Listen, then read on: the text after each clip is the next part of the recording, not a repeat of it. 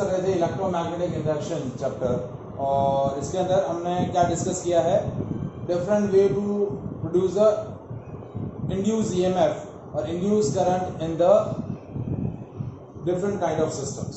तो जैसा मैंने डिस्कस किया था कि इंड्यूस ईएमएफ जो है किसी भी कॉइल के अंदर या किसी भी कंडक्टर बॉडी के अंदर यदि मुझे इंड्यूस ईएमएफ सेटअप करना है तो उस कॉइल या उस सिस्टम से एसोसिएटेड जो मैग्नेटिक फ्लक्स है उसको हमें कंटिन्यूसली चेंज करना पड़ेगा। और मैग्नेटिक फ्लक्स को चेंज करने के लिए देखिए मैग्नेटिक फ्लक्स क्या होता है, phi p and that is equals to BA cos theta. तो जैसा मैंने बताया था कि फ्लक्स में चेंज करने के लिए या तो आप मैग्नेटिक फील्ड चेंज कर लो या फिर एरिया चेंज कर दो। एरिया चेंज करके हमने डिस्कस किया था, that topic is motional EMF. This is a way to produce the induced EMF in the coil by performing the motion of conductor in the magnetic field. और तीसरा जो method है that is by changing the orientation of conductor. Conductor body को हम क्या करते हैं, magnetic field के अंदर रोटेट करते हैं, उसके रोटेशन की वजह से उसका ओरिएंटेशन जो है वो क्या होता है, चेंज होता है। एज द रेक्टेंगुलर कॉइल या as the conductor body is rotate in the magnetic field, तो क्या होगा, उसका ओरिएंटेशन चेंज होगा। ओरिएंटेशन यानी थीटा की वैल्यू चेंज होगी। थीटा की वैल्यू चेंज होने की वजह से उससे एसोसिएटेड मैग्नेटिक फ्लक्स चेंज होगा, और मैग्नेटिक फ्लक्स चेंज होगा तो उसके अंदर क्या होगा, इंड्यूस्ड ईएमएफ सेटअप होगा। So this is a method of production of induced EMF in the rectangular loop by changing the orientation of the loop. As we rotate the rectangular loop in the magnetic field, as we change its orientation in the magnetic field, what will happen? Magnetic flux associated with this loop changes, and rate of change of magnetic flux associated with the rectangular loop set up an induced EMF in the coil, और उस induced EMF की वजह से induced current produce होगा। So AC generator, this is a device which is convert the mechanical energy into the electric energy. Simplest यदि definition बोले, हम छोटे स्टैंडर्ड की definition बोले, तो ये एक ऐसी डिवाइस है जो मैकेनिकल एनर्जी को इलेक्ट्रिक एनर्जी में कन्वर्ट कर रही है। क्या कर रही है, ये एक ऐसी डिवाइस है जो मैकेनिकल एनर्जी को किसमें कन्वर्ट कर रही है, इलेक्ट्रिक एनर्जी। हम क्या कर रहे हैं, इस एक हमारे पास एक रेक्टेंगुलर कॉइल है ABCD, इसको मैग्नेटिक फील्ड में रोटेट कर रहे हैं। तो मैग्नेटिक फील्ड में रोटेट करने पर क्या हो रहा है, मैकेनिकल एनर्जी यूज हो रही है, और वो मैकेनिकल एनर्जी से हम क्या प्रोड्यूस कर रहे हैं, इंड्यूस करंट प्रोड्यूस कर रहे हैं। क्या प्रोड्यूस कर रहे हैं, इंड्यूस करंट। ठीक है। So the way of production of electric energy by mechanical energy, तो that is called AC generator. और मैकेनिज्म यहाँ लॉजिक प्रिंसिपल क्या यूज हो रहा है, वर्किंग प्रिंसिपल हमारा क्या है इस डिवाइस का, as we rotate the magnetic as we rotate the rectangular loop in the magnetic field, the orientation of the loop continuously changes, and as the orientation of loop continuously changes, magnetic flux associated with the coil changes. As the magnetic flux associated with the coil changes, that set up an induced EMF in the coil, और that induced EMF set up an induced current। आया principal समझ में आया, working principle समझाया, working principle और construction. अभी क्या कह रहे हैं बेटा,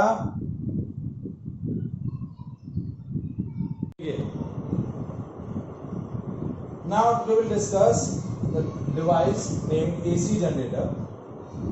AC generator क्या है, it is a device which converts the mechanical energy into the electric energy। क्या कन्वर्ट कर रहा है, मैकेनिकल एनर्जी से क्या बना रहा है, इलेक्ट्रिक एनर्जी बना रहा है। ठीक है। अब बेसिकली इस डिवाइस के अंदर हम इलेक्ट्रिक एनर्जी का प्रोडक्शन कर रहे हैं, इस डिवाइस के थ्रू इलेक्ट्रिक एनर्जी का प्रोडक्शन कर रहे हैं by rotating this rectangular loop placed in a magnetic field, by rotating the rectangular loop which is placed in a magnetic field। तो आप क्या कर रहे हैं, इस लूप को मैग्नेटिक फील्ड में रोटेट करेंगे, तो रोटेशन करने के लिए आपको क्या करना पड़ेगा, मैकेनिकल वर्क करना पड़ेगा, और वही मैकेनिकल वर्क आपका इलेक्ट्रिक एनर्जी में क्या हो जाएगा, कन्वर्ट हो जाएगा। अब इलेक्ट्रिक एनर्जी कैसे बन रही है, that is due to the principle of electromagnetic induction. Because हमने इलेक्ट्रोमैग्नेटिक इंडक्शन प्रिंसिपल में क्या पढ़ा कि किसी भी कॉइल के अंदर, किसी भी सिस्टम के अंदर इंड्यूस ईएमएफ कैसे सेटअप होता है, जब उस कॉइल से या उस सिस्टम से एसोसिएटेड मैग्नेटिक फ्लक्स चेंज होगा तो वो change in magnetic flux, rate of change of magnetic flux with respect to time setup है इंड्यूस ईएमएफ। अब मैग्नेटिक फ्लक्स क्या होता है, बी ए कॉस थीटा। अब फ्लक्स को चेंज करने के लिए या तो आप मैग्नेटिक फील्ड चेंज करो, या फिर फ्लक्स को चेंज करने के लिए आप एरिया चेंज करो। अब तीसरा तरीका है to change the magnetic flux, we change the orientation of coil. The theta is the angle between magnetic field and area vector. So as we change the theta, cos theta changes. As the cos theta changes, phi भी change होगा। इन magnetic flux change हुआ तो उससे associated coil से associated magnetic flux change हुआ तो induce EMF setup हो जाएगा। और इंड्यूस ईएमएफ क्या सेटअप करेगा, induce current. So as we rotate the rectangular coil in the magnetic field manually और by some another system, coil को रोटेट करने पर क्या होगा, उसका ओरिएंटेशन चेंज होगा, थीटा चेंज होगा, मैग्नेटिक फ्लक्स चेंज होगा, मैग्नेटिक फ्लक्स चेंज होगा तो इंड्यूस ईएमएफ सेटअप हो जाएगा। Now is it clear? Yes sir. All of you, सब लोगों को आया समझ में? अब देखिए कंस्ट्रक्शन के अंदर 4 कंपोनेंट है। पहला है रेक्टेंगुलर कॉइल एबीसीडी।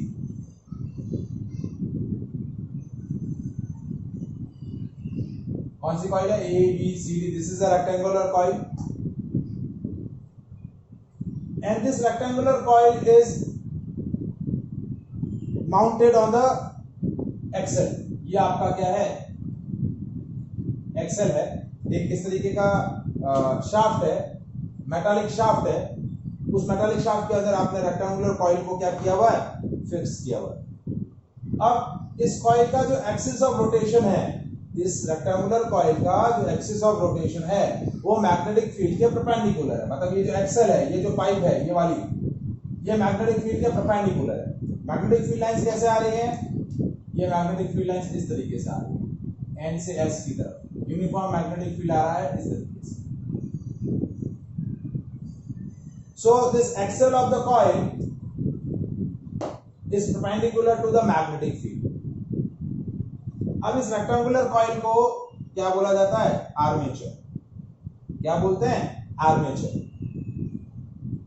अब दूसरा कंपोनेंट, दूसरे क्या है, मैग्नेटिक पोल्स। ये रेक्टेंगुलर शेप के आपके क्या है, एन और S pole which produce a high strength uniform magnetic field. ठीक है। अब इस रेक्टेंगुलर कॉइल की जो आर्म्स हैं, 4 आर्म्स हैं, A B, B C, C D और डी ए।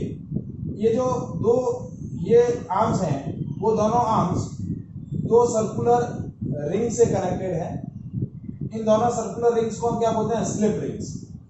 अब देखिए ये जो आर्म ए बी है, ये जो आर्म ए बी है, वो ए बी जो है यहां तक कनेक्ट है। ये 2 स्लिप रिंग है, ये ए और ये बी। ये ए बी जो है वो यहाँ बी से कनेक्ट है, और जो सीडी वाली जो रेक्टेंगुलर आर्म है, रेक्टेंगुलर लूप की ये जो आर्म है, वो स्लिप रिंग ए से कनेक्ट है। ये वाली ए से कनेक्ट है और ये वाली बी से कनेक्ट है। और ये जो स्लिप रिंग्स हैं, ये 2 मेटालिक ब्रशेस से कनेक्ट है। इन मेटालिक ब्रशेस को हम क्या बोलते हैं, कार्बन ब्रशेस। क्या बोलते हैं, कार्बन ब्रशेस।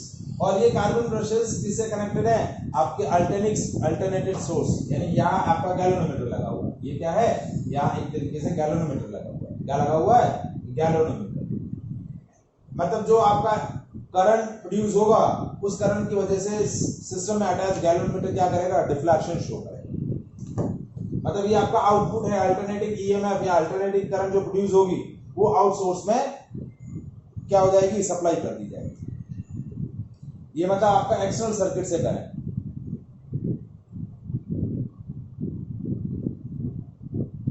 स्लिप रिंग्स का काम क्या होता है? देखिए कार्बन ब्रशेस तो इस पूरे सिस्टम को एक्सटर्नल सर्किट से कनेक्ट करने के लिए यूज है। ये कार्बन और ये जो स्लिप रिंग्स हैं ये क्या करती हैं? आर्मेचर के साथ क्या करती हैं? रोटेट करती हैं। क्या करती हैं? आर्मेचर के साथ रोटेट होती है। जैसे आर्मेचर घूम के ऐसे आएगा, ये स्लिप रिंग्स भी घूम के इनके कनेक्शंस क्या हो जाएंगे? इन्वर्ट हो जाएंगे। जैसे ये यहाँ आएगा, ये यहाँ कनेक्ट हो जाएगा और ये यहाँ कनेक्ट हो जाएगा। स्लिप रिंग्स जो हैं वो क्या कर रही हैं? आर्मेचर कॉइल के साथ घूम रही हैं। और स्लिप रिंग्स का काम क्या होता है? हर एक साइकिल के बाद करंट की डायरेक्शन को चेंज कर रही है। क्या कर रही हैं? चेंज कर रही है। तो करंट का डायरेक्शन हर साइकिल के बाद क्या हो रहा है? चेंज हो रहा है। तो करंट चेंज होगा तो that current is known as AC current. तो ये जो जनरेटर जो करंट प्रोड्यूस कर रहा है वो करंट कौन सी है? AC current. कैसी करंट है? AC current. कंस्ट्रक्शन समझ में आया?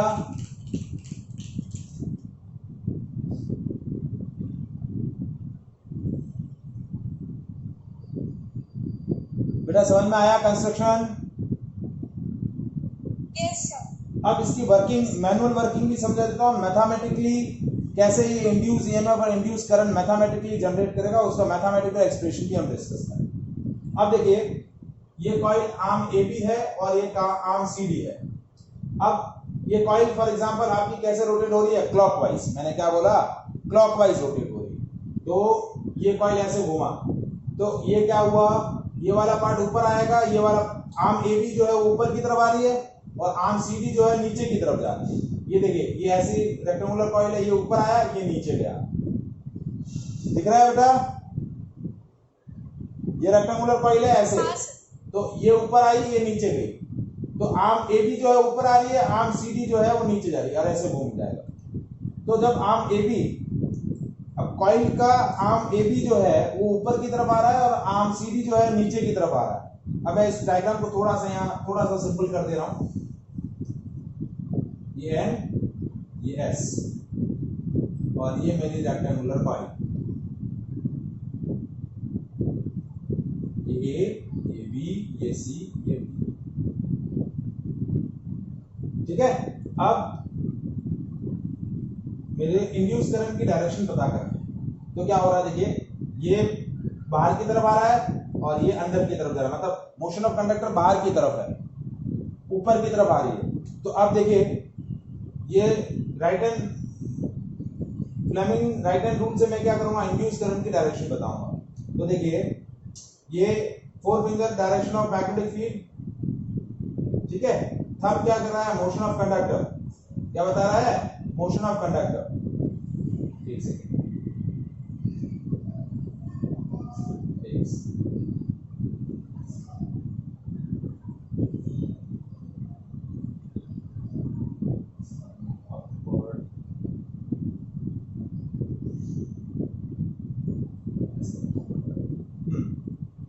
अब ऐसे देखो इस तरीके से आपको, क्योंकि एक्चुअली प्लेन बाहर है ना, तो ये आपका देखो ये 4 फिंगर मैग्नेटिक फील्ड बता रहा है। ये मैग्नेटिक फील्ड हो गया, ठीक है। ये थंब बाहर की तरफ है क्योंकि आपका ये आर्म ए बी है, बाहर की तरफ आ रही है, तो ये motion of thumb indicate the motion of conductor. तो ये मिडिल फिंगर करंट कैसे जा रही है? ए से बी। करंट कैसे जा रही है? ए से बी। और फिर यदि सीडी अंदर की तरफ जा रहा था, ये उल्टा कर दिया, तो ये करंट कैसे जा रहा है बेटा? सी टू डी। तो रेक्टेंगुलर कॉइल के अंदर करंट कैसे फ्लो कर रहा है? ऐसे, ठीक है। अब ये V1 और दूसरी कॉइल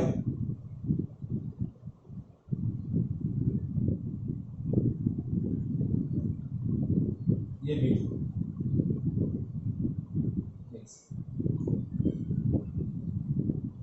डायग्राम दिख रहा है नीचे वाला? अंदर तो करंट है ए बी सी डी, लेकिन आउटर करंट क्या हो गया? V1 से V2। कैसे आया? V1 से V2, क्योंकि ये ऐसे सोर्स से करंट है। तो आउटर में करंट कैसे आया? V1 से लेकर V2, तो V1 V2। अब क्या हुआ? ये रेक्टेंगुलर कॉइल घूम गई। अब क्या हुआ? CD इधर आया और AB इधर, और इसके साथ ये कॉइल्स भी घूम गई, ये कॉइल्स ये इस तरफ आ गया और ये वाला रोटेशन आपका इस तरफ आ गया उल्टा, ये V1 और इस तरफ ये V2। तो अभी करंट अगेन वही उसी तरीके से फ्लो करेगी DCAB अंदर की तरफ, लेकिन आउटर सर्किट में इसका करंट कैसे आ जाएगा, डायरेक्शन V2 से V1। तो पहले करंट आया V1 से V2 फिर V2 से V1, तो करंट का डायरेक्शन क्या हो रहा है, हर बार चेंज हो रहा है। क्या हो रहा है, चेंज हो रहा है। तो इस वजह से इस करंट को हम क्या बोलेंगे, अल्टरनेटिंग करंट। क्योंकि देखिए जैसे ये कॉइल घूमी ना, तो कॉइल के साथ ये रिंग्स भी क्या कर रही है, अपना कनेक्शन अपने आप को घुमा दे रही है। तो आउटर सर्किट में पहले करंट V1 से V2, इनर वाले सर्किट में करंट वैसे ही फ्लो कर रही है क्लॉकवाइज ही इनर वाले सर्किट में, लेकिन आउटर सर्किट में V1 और V2 के ओरिएंटेशन चेंज होने की वजह से आउटर सर्किट में करंट चेंज हो गया। पहले V1 से V2 था, फिर V2 से V1 हो गया, तो करंट का डायरेक्शन चेंज हो गया। यदि ये डीसी जनरेटर होता तो यहाँ स्लिप रिंग्स की बजाय क्या आता, कम्यूटेटर्स आते, हाफ रिंग्स आती। वो हाफ रिंग्स करंट की डायरेक्शन को चेंज नहीं होने देती, आउटर सर्किट में भी करंट की डायरेक्शन वही रहती जो इनर वाले में है सेम। तो वो जनरेटर क्या हो जाता, डीसी जनरेटर। क्या हो जाता, डीसी जनरेटर। आया बेटा वर्किंग समझ में?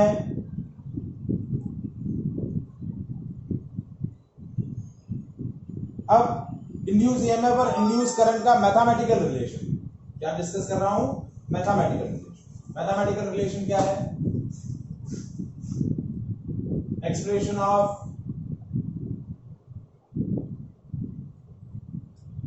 Induce EMF. इंड्यूस ईएमएफ का क्या एक्सप्रेशन होगा, देखिए रेक्टेंगुलर कॉइल है, उसका एरिया ए है, strength of magnetic field B है, और आपका जो एरिया वेक्टर और मैग्नेटिक फील्ड के बीच का एंगल थीटा है। So magnetic flux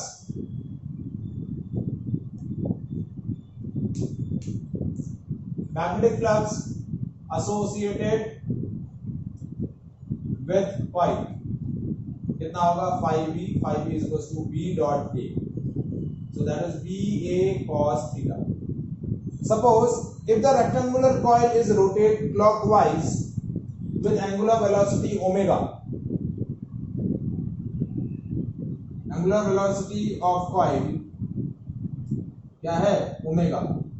So at any time instant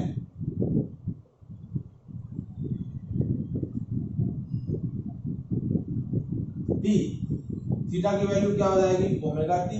theta angular displacement है और ओमेगा एंगुलर वेलोसिटी, तो angular displacement in terms of angular velocity theta is equals to omega T. तो 5b की value क्या हो गई, ba cos omega T. यहां तक समझ में आया?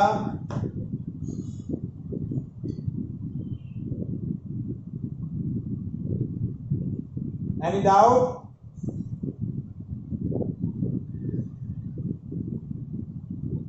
Now induce EMF in coil, E is equals to minus n d phi by dt, minus n d phi by dt। तो E हो गया minus n d by dt of 5b, 5b क्या है, ba cos ओमेगा t। ठीक है, ba बाहर आ गया तो ये minus N B A D by D T of cos omega T. हाँ, कॉस थीटा का डिफरेंशिएशन, डिफरेंशिएशन कॉस थीटा का डिफरेंशिएशन होता है माइनस साइन थीटा। अब कॉस ओमेगा टी है तो टी के साथ ये एक कांस्टेंट टर्म मल्टीप्लिकेशन में, तो ओमेगा क्या हो जाएगा, बाहर आ जाएगा। तो इंड्यूस ये ई क्या वैल्यू क्या हो गया, N B A omega minus sine omega T, और माइनस ऑलरेडी आगे है ही, तो ये हो गया माइनस माइनस प्लस। तो इंड्यूस ईएमएफ क्या हो गया,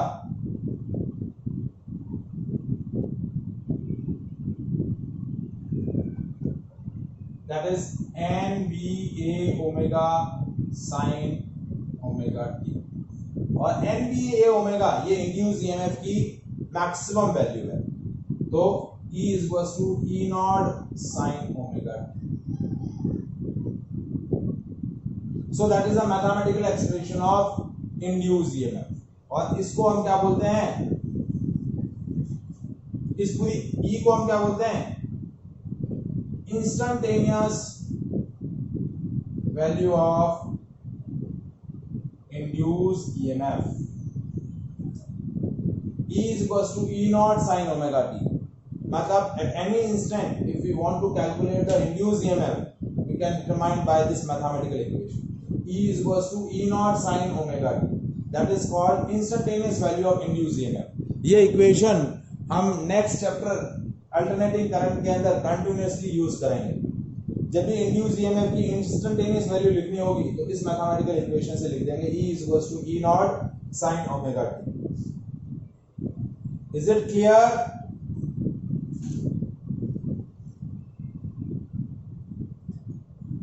Any doubt? अब induce current I is equals to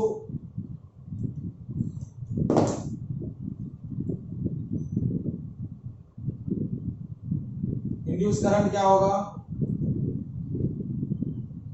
I is equals to E by R. यदि रेक्टेंगुलर पाइल का रेजिस्टेंस हम ले लें R, तो I is equals to E by R, तो I की वैल्यू होगा E naught sin omega t by R, ये होगा I is equals to I naught sin, और ये जो मैथमेटिकल इक्वेशन बोली जाएगी that is called instantaneous value of induced current.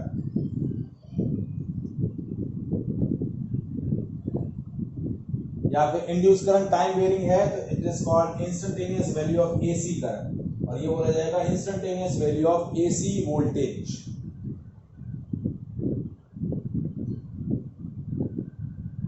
Is it clear?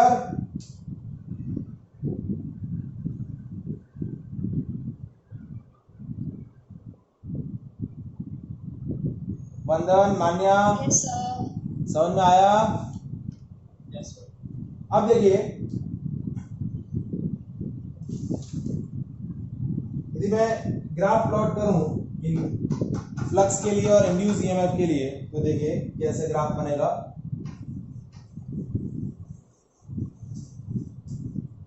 Phi B is equals to magnetic flux is magnetic flux is BA cos omega t, और induced EMF है NBA omega sin omega. So as I am plotting a graph between phi B and omega t is theta, तो graph कैसा होगा, cosine का होगा, कुछ ऐसा का होगा, ठीक है। ये 0 डिग्री के लिए, ठीक है, फिर ये पाई बाय 2, ये वैल्यू 3 पाई बाय 2, ठीक है, सॉरी 3 पाई बाय 2 पाई, फिर ये वैल्यू 3 पाई बाय 2 और ये ये मैग्नेटिक फ्लक्स और ओमेगा के लिए। फिर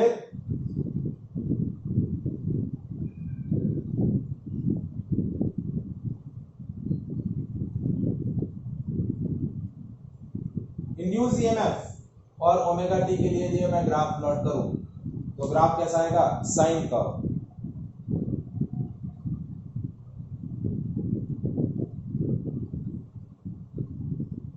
ठीक है। 0 पर 0, यहां पर मैक्सिमम हो जाएगा,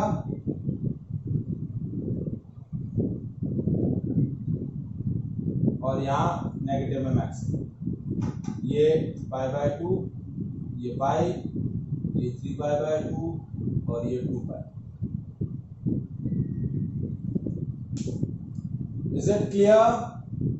So that is a mathematical representation of induced EMF set up through the AC generator.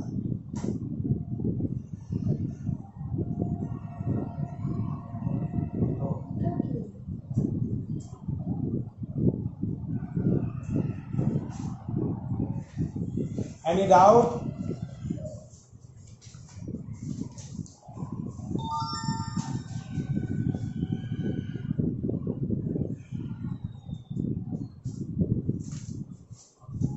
No, sir.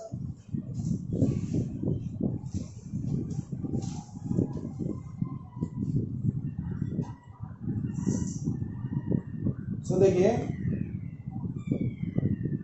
मैं इससे रिलेटेड कुछ क्वेश्चंस आपको बता रहा हूं.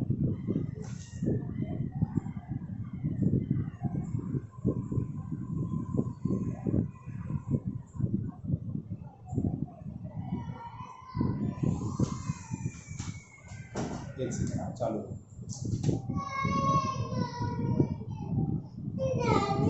देखिए क्वेश्चन देखिए,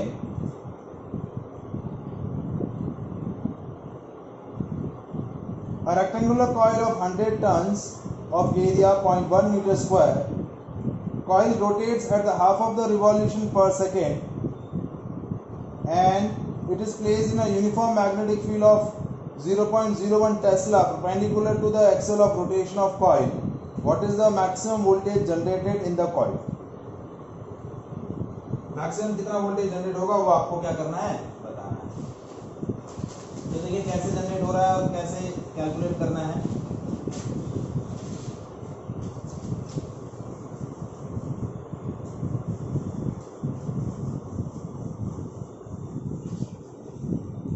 रेक्टेंगुलर कॉइल के अंदर नंबर ऑफ टर्न्स कितने हैं? नंबर ऑफ टर्न्स कितने हैं? 100. एरिया कितना है? 0.1 मीटर स्क्वायर. मैग्नेटिक फील्ड का स्ट्रेंथ है 0.01. ठीक है. Coil rotates in the magnetic field at the half of the revolution पर सेकेंड. फ्रीक्वेंसी है 0.5 hertz and it is placed in a uniform magnetic field perpendicular to the axis of rotation of the coil. ठीक है. आपका theta जो है वो क्या है? 0 डिग्री. क्यों? क्योंकि मैग्नेटिक फील्ड और एरिया वेक्टर पैरेलल है. क्योंकि प्लेन ऑफ द कॉइल और मैग्नेटिक फील्ड परपेंडिकुलर है, मतलब एरिया वेक्टर और मैग्नेटिक फील्ड पैरेलल हो गए. तो now E is equals to E naught sin omega t induced EMF. Maximum value E naught होगी n b a omega. n दिया हुआ है, b दिया हुआ है, a दिया हुआ है, ओमेगा बाकी है. ओमेगा की वैल्यू होती है 2 पाई f. तो 2 into पाई f की वैल्यू 1/2. तो पाई और यूनिट क्या होगा? रेडियन पर सेकेंड ओमेगा की. तो E naught की वैल्यू हो गई 100 into 0.1 into 0.01 into ओमेगा पाई. ठीक है. तो ये 100 से ये 0.01 कैंसिल हो गए, तो वैल्यू आ गई 3.14 into 0.1, तो 0.314 वोल्ट. ये आपकी पीक वैल्यू आ जाएगी EMF.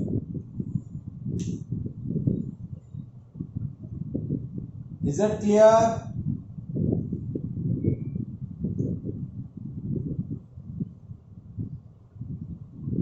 Any doubt? No, sir. ठीक है. इसके साथ ही ये आपका चैप्टर और क्या बात होता है, चैप्टर में हो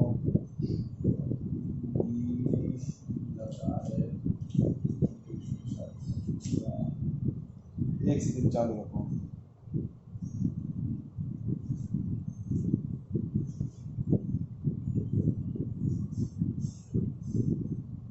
एक दो टॉपिक देख लेता हूँ मैं.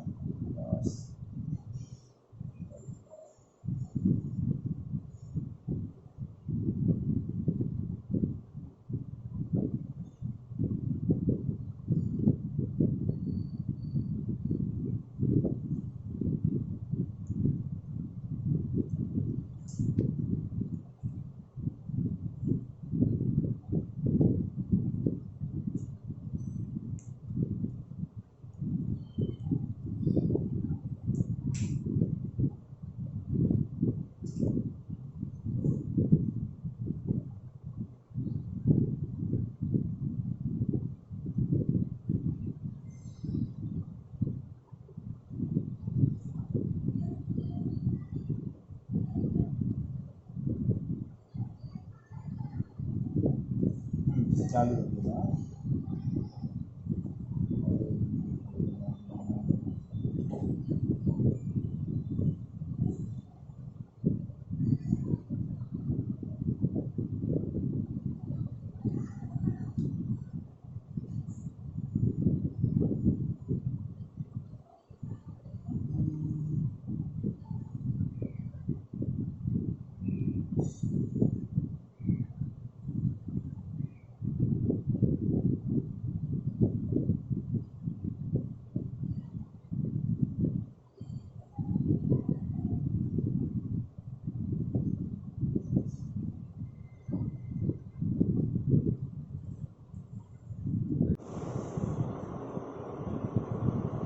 मैं कह रहा हूँ चैप्टर आपका फिनिश हो गया है, ठीक है। अब मैं कुछ स्पेशल क्वेश्चंस थोड़े बहुत डिस्कस कर रहा हूँ, ठीक है।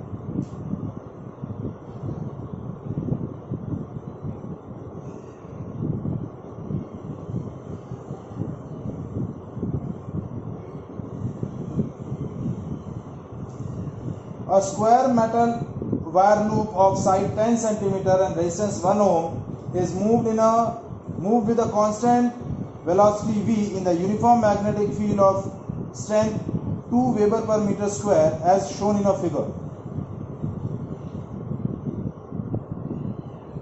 मेटालिक फ्रेम है,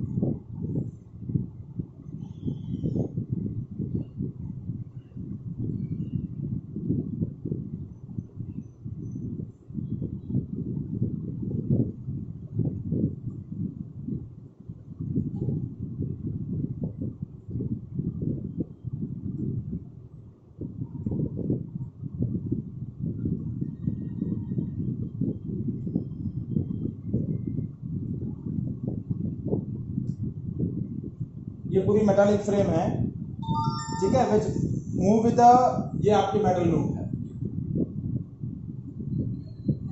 ये यूनिफॉर्म मैग्नेटिक फील्ड के अंदर रिवॉल्व कर रही है। क्या कर रही है?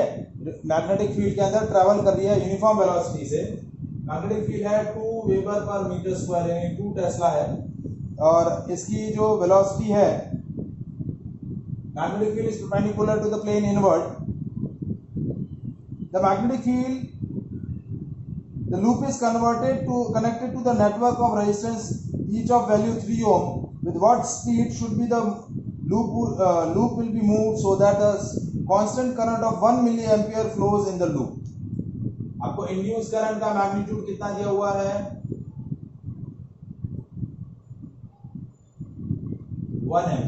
1 मिलीएम्पियर। वो कह रहा है कि ये लूप, ये मेटालिक लूप किस तरीके से अंदर और बाहर मूव करे, किस कांस्टेंट वेलोसिटी से मूव करे कि इंड्यूस करंट कितना सेटअप हो? 1 मिली एम्पियर का। तो ये इंड्यूस ईएमएफ होता है BVL और इंड्यूस करंट होता है BVL/R।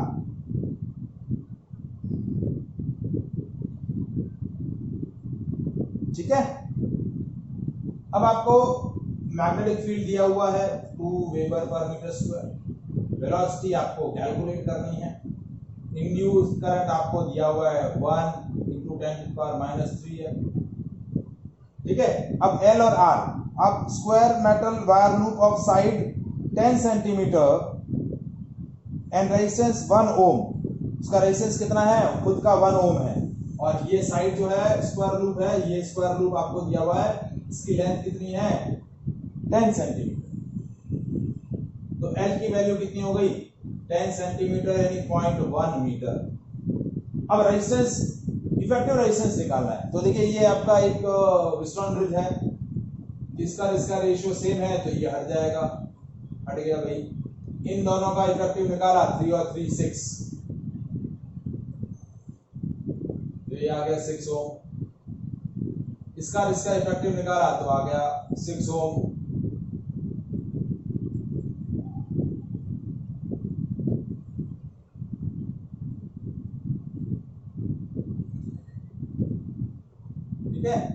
और ये 6 ओम और 6 ओम पैरेलल में है तो इनका इफेक्टिव ले लेंगे 3 ओम।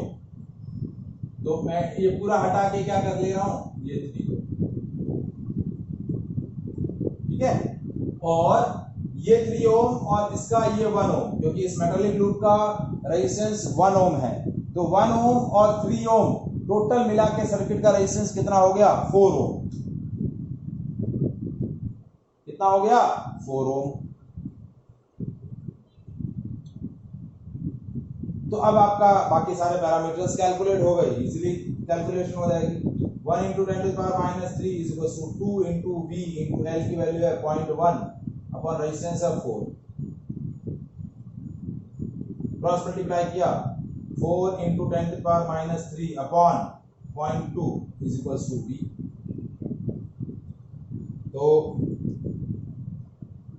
ये 10, तो ठीक है, तो V की वैल्यू आ गई 2 इंटू 10⁻² मीटर पर सेकंड, ये आपकी वेलोसिटी है।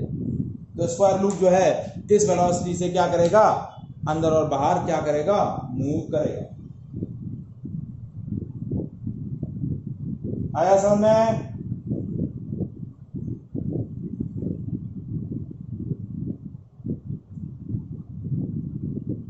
Is it clear?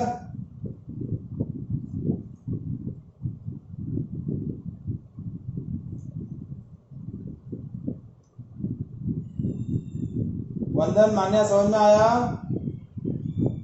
हाँ सर। ठीक है, तो इसके साथ ये चैप्टर आपका फिनिश होता है। इसमें इस वैरायटी के जो और क्वेश्चंस हैं